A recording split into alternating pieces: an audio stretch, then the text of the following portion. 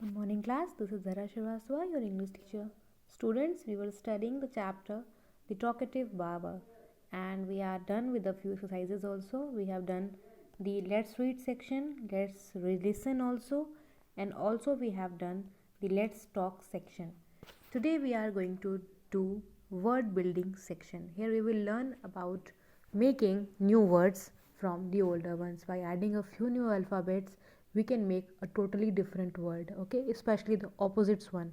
Suppose, like for example, not to suppose, there is given, okay, if something is important, we call it important, okay, कुछ चीज़ हमारे लिए ज़रूरी है तो हम उसे बोलते हैं कि ये important है या ज़रूरी है.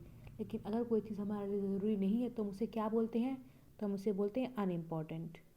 तो सिर्फ यू एन लगाने से हमारा जो वर्ड का मीनिंग है वो टोटली डिफरेंट हो गया, बिल्कुल ऑपोजिट हो गया पुरानी मीनिंग से.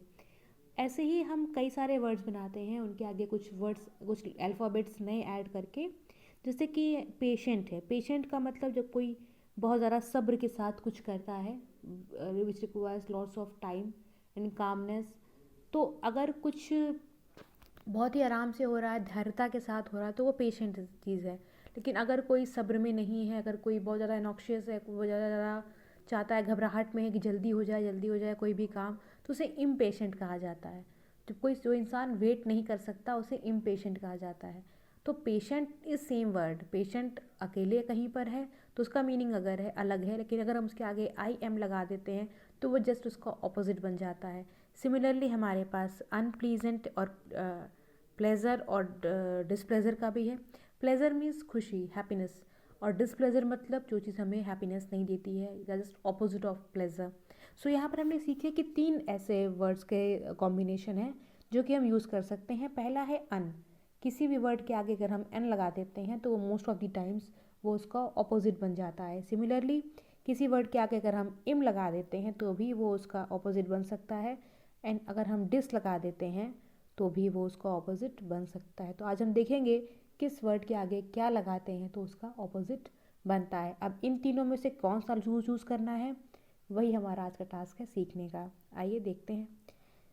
फर्स्ट हमारे लिए जो दे रखा है यहाँ पर एक्सरसाइज, वो है यहाँ पर कि now write the opposites of the following using un, im and this. तो आइए देखते हैं किसके आगे क्या लगना है. बिलीव. बिलीव मतलब भरोसा करना किसी चीज़ के बाद. और अगर हमें भरोसा नहीं है तो हम उसे बोलते हैं डिसबिलीव. क्या बोलते हैं, डिस. तो हम यहाँ पर बिलीव के साथ हमेशा हम डिस का यूज़ करेंगे.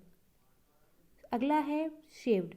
शेव्ड जैसे कि शेव मतलब बाल छिलना, चाहे वो सर के हों, चाहे वो दाढ़ी के हों, बियर्ड के हों, तो उसका ऑपोजिट हो जाता है अनशेव्ड. क्या हो जाता है, अन. पहला था बिलीव का डिस और शेव्ड का है अन. नेक्स्ट है परफेक्ट. परफेक्ट मतलब कोई चीज़ एकदम सही मात्रा में हो, सही सही तरह से हो, उसे हम परफेक्ट कहते हैं. और से इसका ऑपोजिट हो जाएगा इम्परफेक्ट. आई एम, इसके आगे आई एम लगेगा तो ये इम्परफेक्ट हो जाएगा. नेक्स्ट है सेटिस्फाई. सेटिस्फाई का मतलब जब कोई चीज़ किसी चीज़ से संतुष्ट हो जाता है, जब आप किसी चीज़ से एकदम ओके हैं कि wow this is done well और ये पूरी तरह से हो चुका है, तो उसे सेटिस्फाई कहेंगे. लेकिन अगर इसका ऑपोजिट बनाना है तो हम अनसेटिस्फाइड बोलेंगे. क्या बोलेंगे, अनसेटिस्फाइड. अब इसके बाद है हमारे पास पोलाइट. पोलाइट का ऑपोजिट हो जाता है इम्पोलाइट. पोलाइट का ऑपोजिट हो जाता है इम्पोलाइट. इसके आगे आई एम लगा देंगे तो वो इसका ऑपोजिट हो जाता है. सिमिलरली हमारे पास है रिस्पेक्ट. रिस्पेक्ट का ऑपोजिट होता है डिसरिस्पेक्ट. रिस्पेक्ट अगर हमको देखनी है तो हम देखेंगे उसके आगे लिखेंगे डिसरिस्पेक्ट. डिसरिस्पेक्ट मतलब किसी की बेइज्जती करना या किसी की बात को सम्मानित ना करना, किसी की बात का सम्मान ना रखना. नेक्स्ट है प्योर. प्योर हम लोग बहुत फ्रिक्वेंटली यूज़ करते हैं कि मिल्क प्योर है या नहीं, वाटर प्योर है या नहीं, तो इसका ऑपोजिट हो जाता है इम्प्योर. इसके आगे हम आई एम लगा देते हैं तो ये प्योर का ऑपोजिट बन जाता है. नेक्स्ट है हमारा एक्सपेक्टेड. जब हम किसी से कुछ उम्मीद करते हैं और उम्मीद के हिसाब से ही चीज़ें हो जाती हैं तो हम उसे एक्सपेक्टेड कहते हैं. लेकिन अगर आपका सोचा हुआ नहीं होता है तो उन्हें हम अनएक्सपेक्टेड कहते हैं. क्या कहते हैं, अनएक्सपेक्टेड. इसके बाद हमारा है ओबीडियंट. ओबीडियंट वर्ड जो होता है उसका मतलब होता है जब कोई किसी की आज्ञा मानता है, किसी का कहना मानता है, उसे हम ओबीडियंट कहते हैं. जैसे आप एप्लीकेशंस भी लिखते हैं तब हमेशा लिखते हैं कि योर्स ओबीडियंटली या योर्स ओबीडियंट। तो ओबीडियंट मतलब आज्ञा क्या रही, लेकिन अगर कोई बच्चा है या कोई भी इंसान है वो किसी की आज्ञा नहीं मानता है, किसी का कहना नहीं मानता, तो उसे हम डिसोबीडियंट कहते हैं। क्या कहते हैं? डिसोबीडियंट। उसके आगे हम DIS लगा देंगे और ओबीडियंट लिख देंगे तो वो उसकी ऑपोजिट हो जाएगी। आइए, इस हिसाब से हमारा ये सेक्शन हो गया। ये 10 नए वर्ड्स हमने सीखे। आगे देखते हैं एक्सरसाइज नंबर 2 में। यहाँ पे भी हमें वही करना है, हमें ऑपोजिट्स बना करके यहाँ पर फिल इन द ब्लैंक्स करना है। पहला स्टेटमेंट कह रहा है the teacher got upset with Rani because her work was. Teacher Rani से अपसेट हो गई क्योंकि रानी का वर्क क्या था? टाइडी था, पेशेंट था, काइंड था, लाइक था, एबल था, अपीयर था या पॉसिबल था। और हमें यूज़ करना है अन, डिस या इम लगा करके। तो हम पहले ही देख लेते हैं टाइडी। टाइडी मतलब होता है साफ। तो अगर उसका काम साफ नहीं होगा तभी तो टीचर को उस पर गुस्सा आएगा। तो गुस्सा आने का मतलब है कि अनहैप्पी होना, किसी बच्चे की परफॉर्मेंस से अनहैप्पी होना। तो टाइडी के साथ हमेशा हम अनटाइडी लगाते हैं, उसका ऑपोजिट हमेशा अनटाइडी होता है। तो टाइडी के केस में हम अन लगा देंगे। ओके, मैं आपको बता देती हूँ। टाइडी का होता है अनटाइडी। अगला है इम्पेशेंट। फिर है काइंड का मैंने आपको बता दिया अनकाइंड। ठीक। लाइक का होता है डिसलाइक, एबल का होता है डिसेबल, अपीयर का होता है डिसअपीयर और पॉसिबल का होता है इम्पॉसिबल। मैं एक बार फिर से रिपीट करती हूँ। टाइडी का होता है अनटाइडी। ठीक है, टाइडी के साथ हमेशा आप अन लगाते हैं। पेशेंट के साथ आप इम लगाते हैं। काइंड के साथ आप अनकाइंड लगाते हैं, अन लगाते हैं। लाइक के साथ आप डिस लगाते हैं। फिर एबल के साथ आप डिस लगाते हैं। अपीयर के साथ भी आप डिस लगाते हैं और पॉसिबल के साथ हमेशा इम लगता है, यानी इम्पॉसिबल। तो इस तरह से आप इन वर्ड्स के ऑपोजिट बना लेंगे और फिर उनको इन ब्लैंक्स में आप यूज़ करेंगे, तो इससे आपके स्टेटमेंट्स कंप्लीट हो जाएंगे।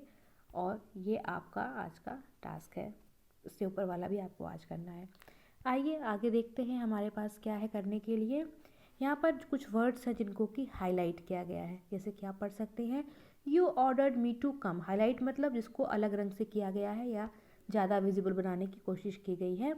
You ordered me to come so I will not quit your house till I have shaved you. ऐसा किसने कहा था? ऐसा बारबर ने कहा था किंग से कि आपने मुझे अपने घर बुलाया है, सो मतलब इसलिए, आई will not quit your house, मैं आपके घर से नहीं जाऊँगा, टिल जब तक कि आई हैव शेव्ड यू, जब तक कि मैं आपके पूरी तरह से बाल नहीं छील लेता, बाल नहीं काट देता, मैं यहाँ से नहीं जाऊँगा। While he was shaving me he could not stop talking. जब तक, ये तो स्टेटमेंट 1 था, स्टेटमेंट 2 कह रहा है while he was shaving me he could not stop talking. जब तक कि वो मुझे शेव कर रहा था, शेव करने के दौरान वो चुप नहीं था, वो बात करना बंद ही नहीं कर रहा था। ये किसने कहा था? ये किंग ने कहा था। सो नाउ ये जो वर्ड्स हैं, ये हमने देखे कलरफुल वर्ड्स, पिंक वंस, ये कई सारी बातों को जोड़ रहे हैं। जैसे कि पहले स्टेटमेंट में हमने देखा कि you ordered me to come, आपने मुझे बुलाया था इसलिए मैं आपके घर से नहीं जाऊंगा। दो अलग अलग बातें हैं, आपने मुझे बुलाया था, मैं आपके घर से नहीं जाऊंगा, लेकिन इन दोनों बातों को जोड़ा किसने? इसलिए, यानी कि सो वर्ड ने इन दोनों बातों को जोड़ दिया। सिमिलरली टिल ने भी अगले सेंटेंस को जोड़ दिया। तो ऐसे वर्ड्स जो कि दो बातों को जोड़ते हैं, दो सेंटेंसेस को आपस में जोड़ते हैं, इन्हें हम क्या कहते हैं? Joining words. इन्हें हम जॉइनिंग वर्ड्स कहते हैं। वैसे ही हमारे पास कुछ एक्सरसाइज में दिए हुए हैं, आइए देखते हैं इसमें कौन से जॉइनिंग वर्ड्स यूज़ होंगे। पहला कह रहा है, यहाँ पर सबसे पहले हमारे पास ऑप्शन में दे रखे हैं खूब सारे जॉइनिंग वर्ड्स। ठीक है, हमें इन्हीं वर्ड्स का यूज़ करना है। इफ़ मतलब अगर, और मतलब अलावा या इसके अलावा, टिल मतलब जब तक, वेयर मतलब कहाँ, अनलेस मतलब कि जब तक कि ख़त्म ना हो जाए, सो मतलब इसलिए, एंड वाइल मतलब ड्यूरिंग या दौरान। ठीक। फर्स्ट हमारा सेंटेंस कह रहा है please wait with me dash the bus arrives. Please तब तक मेरा इंतज़ार, मेरे साथ में इंतज़ार करिए जब तक कि बस ना आ जाए। तो जब तक की इंग्लिश क्या होती है? जब तक की होती है टिल। ठीक, टिल द बस अराइव, जब तक कि बस ना आ जाए तब तक मेरे साथ वेट करिए। Do you like football dash cricket. तुम्हें फुटबॉल पसंद है डैश क्रिकेट पसंद है। तो डैश की जगह क्या आएगा? और या अलावा, ठीक। तो यहाँ पर हो जाएगा और। डू यू लाइक फुटबॉल और क्रिकेट। अगला सेंटेंस कह रहा है my father packed my lunch dash my mother combed my hair.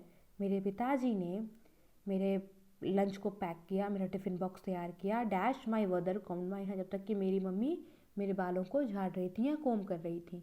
तो यहाँ पर हो जाएगा वाइल, ठीक है, जब तक कि। अगला सेंटेंस कह रहा है we will reach on time dash we go by car.